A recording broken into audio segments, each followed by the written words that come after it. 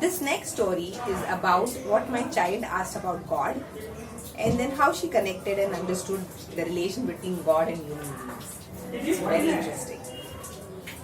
So my child must be around, the elder one, around 2.5, 3 years old, and she had observed that everybody pray to God and people pray to different gods.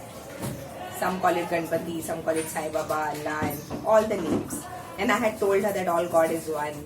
And she observed all of that. So obviously the question that kids ask us, and I'm sure all parents understand, is where is God there?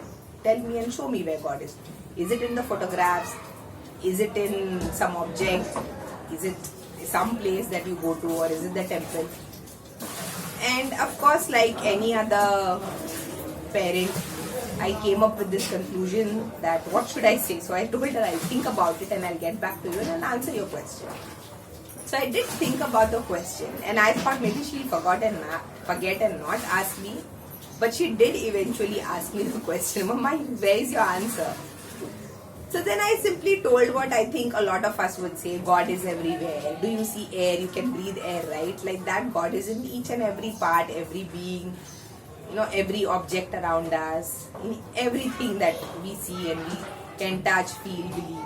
God is everywhere. So, and what's important is to see God in each and every being around us.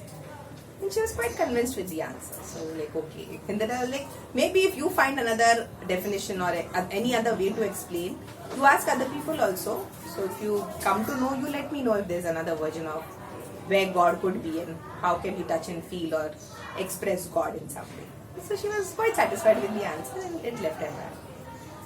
On another day, after a couple of months, she observed that when we were on the road, she saw some people were, they were troubling the dog.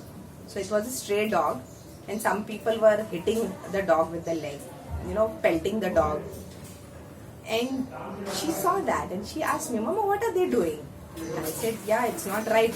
Nobody should be. So what if he's a stray dog? People should not be hurting him.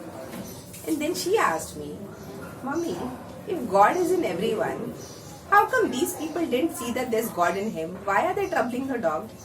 Don't they realize that there's God in that dog also? And I thought that was such an amazing observation. That was such an extraordinary moment of insight for her and for me. And of course I told her, yes, beta, you're right. You're absolutely right. When you say that yes, we need to remember that God is in everyone, right? There's divinity all around us.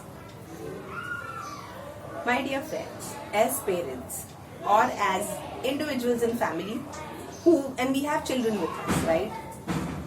What are the kind of examples are we setting for them? The world that we have created today.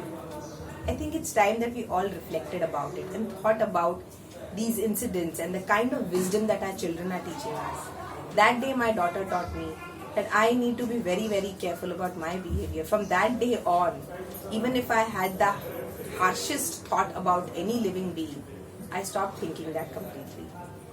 I remembered that if the moment she is saying, Mama, there's God in everything, I need to deep down inside believe in that too and reflect, if God is in everything, how can I disrespect any other being around me or object for that matter? How can I hurt the environment? How can I hurt anybody around me? And I am way too mindful about what I say and how I behave because of the kind of things that my daughter already has.